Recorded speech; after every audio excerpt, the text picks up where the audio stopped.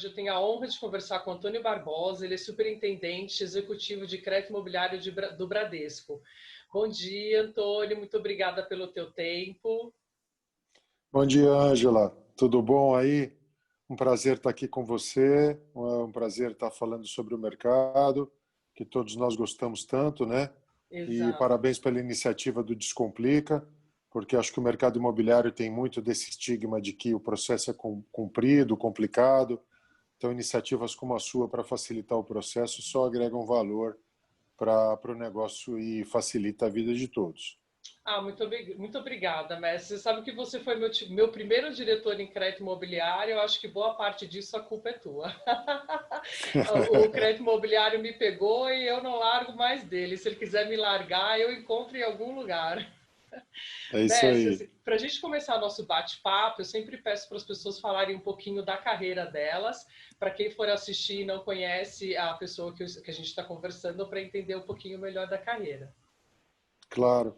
Bom, eu sou Antônio Barbosa, trabalho no mercado imobiliário desde 2005, onde no Banco Real eu comecei a conhecer um pouco desse mercado. E no ano de 2006, também pelo Banco Real, fui expatriado. Trabalhei um ano nos Estados Unidos, no mercado imobiliário americano, para aprender os conceitos de um mercado evoluído. Voltei para o Brasil, fiquei então no Real, depois Santander, até março de 2009, quando fui convidado aí para o HSBC para fazer o desenvolvimento dessa área dentro do HSBC. Fiquei no HSBC até 2016, quando veio a aquisição do HSBC pelo Bradesco, e hoje estou no Bradesco cuidando de toda a parte de originação, de produção, de crédito imobiliário, tanto na parte de pessoa física como na parte de pessoa jurídica. Que bom para os clientes do Bradesco, né, Antônio? Eu sou Uhum. suspeita para falar, mas eu sei que você é sensacional. Você cria revoluções, mas ligadas à realidade, que é o que o cliente pede, né? Que bom. Aí, pegando um gancho que você está nessa área de crédito imobiliário do Bradesco, o Bradesco, ele hoje, dos bancos privados, ele é o primeiro em financiamento, em contratações, né? Este ano, até outubro, 18 milhões mais ou menos, 62 mil unidades financiadas. Tudo bem que a taxa de juros este ano é histórica. Eu, pelo menos, desde a época que eu trabalho no mercado financeiro, eu nunca vi uma Selic tão baixa. Mas, ao mesmo tempo, o Brasil ele vem de uma crise econômica desde 2012, 13, e que se agravou este ano para todo mundo e para o mundo inteiro, né? Foi surpresa para você e para o banco ter uma demanda de crédito imobiliário tão alta assim? Porque as pessoas, de fato, elas estão com medo, até quem está muito bem empregado ou tem uma empresa muito sólida, elas estão com medo do amanhã, né? E um crédito imobiliário, você está falando num período de 20, 30 anos de financiamento. Foi surpresa para o banco ou o banco fez alguma coisa diferente que o mercado não fez, por isso que deu esse boom? Bom, vamos lá. Foi surpresa, tá? Acho que foi surpresa para o mercado como um todo. Quando iniciou-se as conversas de pandemia, nós sentamos um dia lá no banco para refazer o nosso orçamento de produção para o ano de 2020. Ninguém esperava que o mercado, diante daquele cenário desconhecido de pandemia, nenhum de nós aqui já tinha vivido isso, né? Faz muito tempo que uma pandemia foi vivida em escala mundial, então a gente não sabia direito o que ia acontecer. Então nós, de fato, nos preparamos para que houvesse uma queda na produção do ano. Mas, à medida que os meses iam passando, e foi muito legal de ver como que o mercado se adaptou a novas circunstâncias. Então, por exemplo, os corretores que não podiam fazer visita aos imóveis, os compradores também não. Então, os vendedores se adaptaram, começaram a criar vídeos, plataformas de vídeos, que eles conseguiam mandar para o corretor e o cliente final conseguia dar uma visitada virtual naquele imóvel e dali se tornar um imóvel prospectivo, né? Ele tem interesse naquele imóvel, evoluir para documentação e eventualmente para compra. Então, o mercado começou a achar formas de atender a situação do lockdown, né? E também a situação do lockdown, ela trouxe uma valorização importante para cada pessoa do seu espaço residencial, né? Então, muitas pessoas que estavam morando de aluguel pensaram em, puxa vida, eu preciso ter uma casa. Muitas pessoas que já tinham uma casa, mas era uma casa pequena, pensaram, poxa, eu preciso ter uma casa maior. Então, o consumidor ele passou a dar uma valorização maior no espaço residencial. Cada vez mais as residências estavam diminuindo e os escritórios aumentando. O que a pandemia trouxe, ao meu ver, vai ser um equilíbrio disso. Você não ter uma casa tão pequena, mas também não ter um escritório tão grande, né? De tal forma que haja esse equilíbrio e a gente consiga conviver em dias da semana que seria possível fazer o home office e outros dias da semana que seria importante de estar dentro do escritório. Não acho que vai ter um viés totalmente de home office, também não acho que a gente vai voltar a ser 100% do que era antes, mas alguma situação em equilíbrio, eu entendo que o mercado de trabalho vai acabar encontrando. Então, com isso, as demandas passaram a crescer. Então, as facilidades e depois as aberturas graduais da economia, as pessoas também foram vendo que com a Selic a 2%, você tem dois lados. Você tem, primeiro, o lado de que a remuneração do teu capital, né, se você está na ponta de aplicação, ela é muito baixa. Então, você acaba pensando, poxa, será que vale a pena eu deixar esse dinheiro no banco ou pegar esse dinheiro e comprar um imóvel? Investir num imóvel, comprar um imóvel maior, seja para uso, ou seja para investimento, seja para alugar. Então, a gente viu um perfil de público, aquele que queria fazer um upgrade, aquele que morava de aluguel e queria efetivamente comprar sua casa, e também aquele que estava com dinheiro rendendo 2% ao ano no banco e resolveu comprar um imóvel, seja para moradia, seja para investimento. Então, esse conjunto de fatores, ele trouxe esse crescimento no mercado, que hoje a gente está vendo um crescimento de 40% frente a 2019 no total de volume financiado, nesse volume que você nos trouxe aí há pouco, né?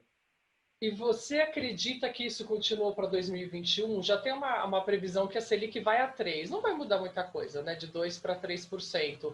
Você acredita que esse movimento continua? Porque agora eu vejo também, e em 2020 isto não cessou totalmente, as construtoras continuaram construindo os prédios. Aqui próximo de casa, eu moro em Moema.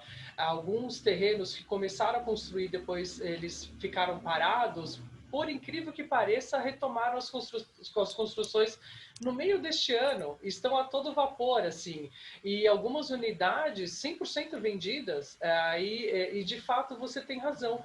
Eu conheço muitos amigos também que moram em apartamento e tinham um projeto de vida de morar em casa, em bairros mais afastados de São Paulo, por exemplo, Alphaville, Granja Viana, e tiraram o projeto do papel este ano. Assim, vou fazer agora ou agora. E aí é verdade, isso deu um boom que acho que ninguém esperava, né? Independente do medo de ter ou não ter uma renda para pagar, né? Assim, a gente veio de um período de crise que você comentou, que afetou muito o mercado imobiliário, né? O segundo mandato ali da presidência anterior realmente trouxe um grau de incerteza muito grande para o país e, obviamente, os números do cenário macroeconômico eram muito ruins. Então, o índice de confiança era muito baixo e o setor imobiliário ele é muito impactado por esses fatores, tanto o cenário macroeconômico como o índice de confiança. Então, o que aconteceu ali foi que havia uma demanda reprimida muito grande, né? Com o advento da nova eleição, o advento da mudança no poder, criou-se uma expectativa muito grande de melhora no cenário macroeconômico. Com isso, no segundo semestre de 2018, a gente já começou a ver uma recuperação no mercado imobiliário, né, com o cenário da eleição e tal. No primeiro semestre de 2019, isso também aconteceu, mas no segundo semestre de 2019 foi quando a gente viu efetivamente um boom um crescimento enorme, tanto na questão de venda dos estoques que estavam dados por parte das incorporadoras, assim como o início de novos lançamentos, uma vez que os estoques, a venda sobre oferta estava muito alta. Então, consequentemente, pede-se um volume de lançamento maior. Então, isso aconteceu no segundo semestre de 2019 e o primeiro TRI de 2020 também estava bombado, né? Até que veio o advento da pandemia. Então, o que acontece? A pandemia ela entrou num momento que a demanda estava crescente, a demanda anterior, ela, reprimida, ela não tinha sido totalmente atendida, né? E com a pandemia, isso rareou no começo, agora está retomando, e eu acredito que o primeiro semestre do ano que vem, a gente ainda vai ver um movimento de crescimento importante no mercado. Para o segundo semestre do ano que vem, vai depender muito de como vai estar o cenário macroeconômico, as mudanças que devem ou não passar por aprovação aí no Congresso, o cenário macroeconômico, a expectativa. Então, acho que para o segundo semestre tende a já dar um pouco mais essa acomodada. E assim, eu fico muito feliz porque eu trabalho com crédito imobiliário há anos. Eu acho que é uma área que nunca deve deixar de ser investida, porque é uma área que puxa outras áreas, né, Antônio? Você compra uma casa, você quer comprar móveis novos, você quer reformar, você acaba movimentando a economia como um todo, né? Assim, você ajuda várias pessoas que não têm acesso ao mercado de trabalho, que trabalham temporárias em construção, por exemplo, né? Então isso é muito bom, fico feliz. Agora, assim, falando um pouquinho de produto específico do Home Equity, que é o crédito em garantia do imóvel, eu sei que o Bradesco tem o Credimóvel.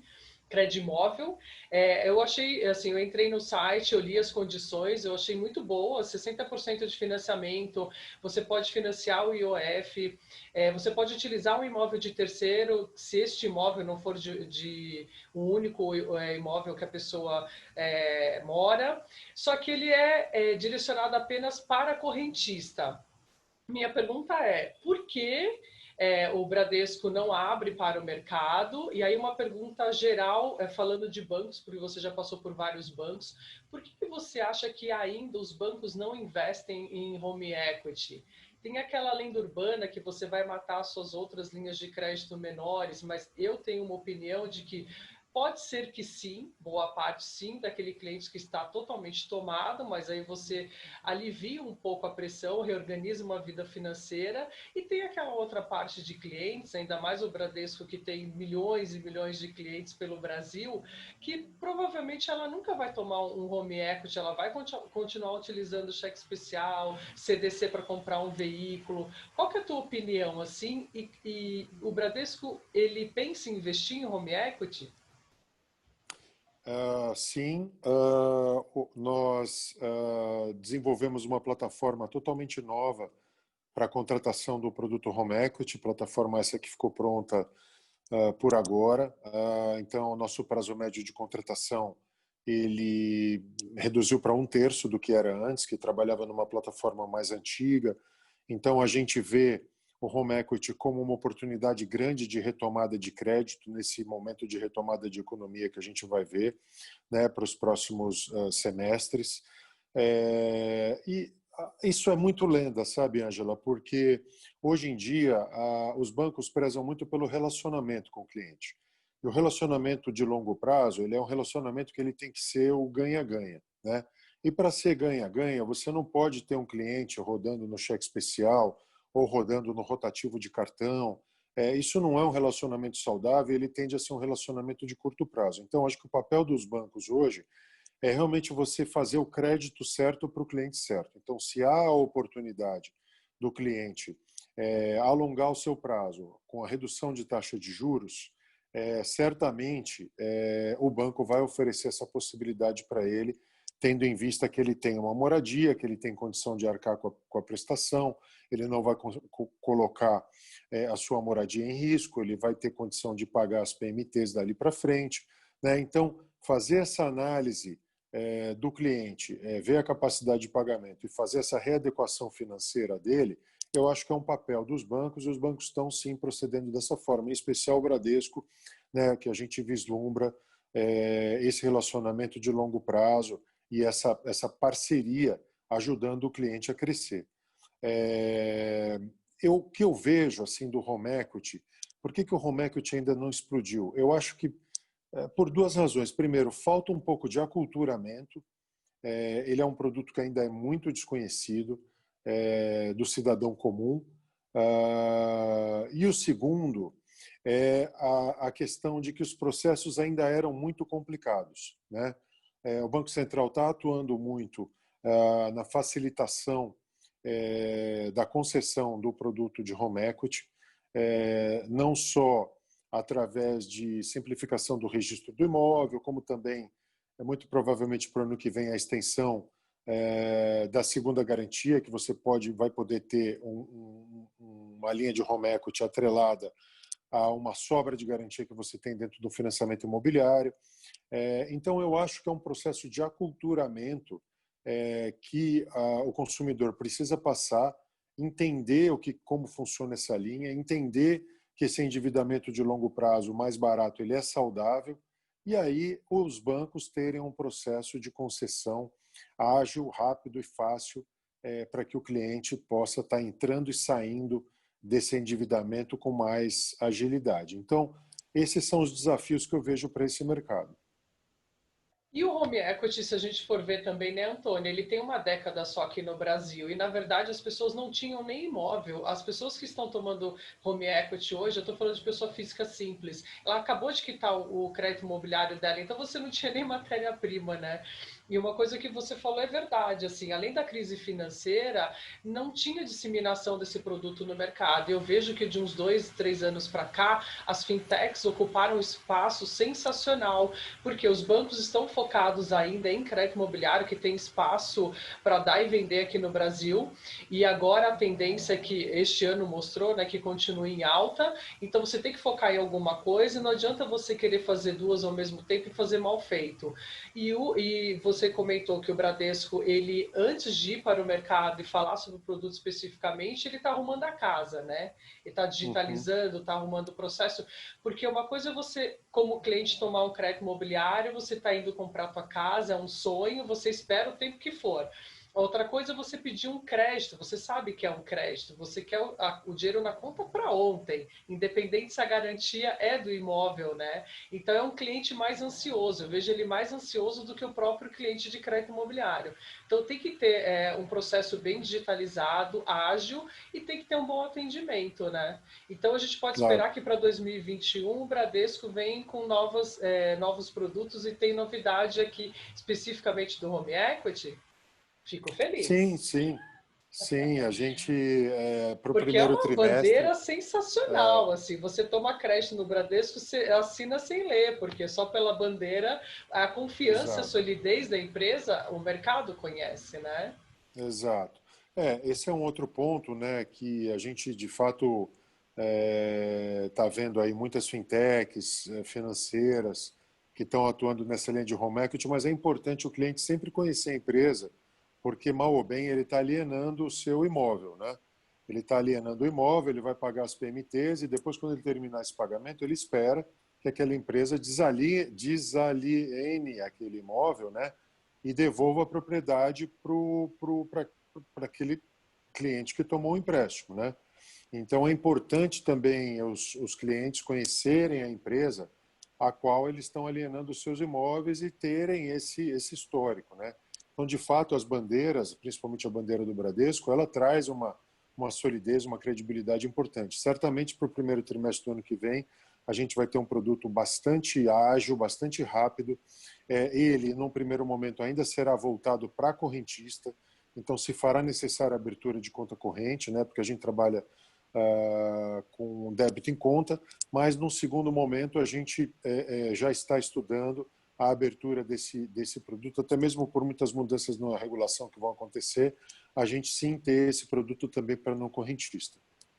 Sim, eu vejo um movimento sensacional nessa parte regulatória, porque o Banco Central ele sequer falava em home equity, hoje ele discute e ele ele está criando possibilidades e facilidades que você não via antes no mercado, né? Então, se o Banco Central já está falando de home equity há uns 2 anos e pretende continuar e facilitando, o regulatório vem por osmose, né? Ele se ajeita por osmose. Ah, que bom, mestre. Bom, era isso, era mais um bate-papo mesmo, saber a tua expectativa de mercado, saber um pouquinho das novidades do Bradesco para contar para todo mundo. Te agradeço o teu tempo e é isso, assim, muito obrigada pelo teu tempo. O nosso bate-papo foi uma aula, para variar. Imagine, Angela, obrigado a você, parabéns pela iniciativa aí, e sucesso, tá bom? Qualquer coisa que você precisar pode contar com a gente.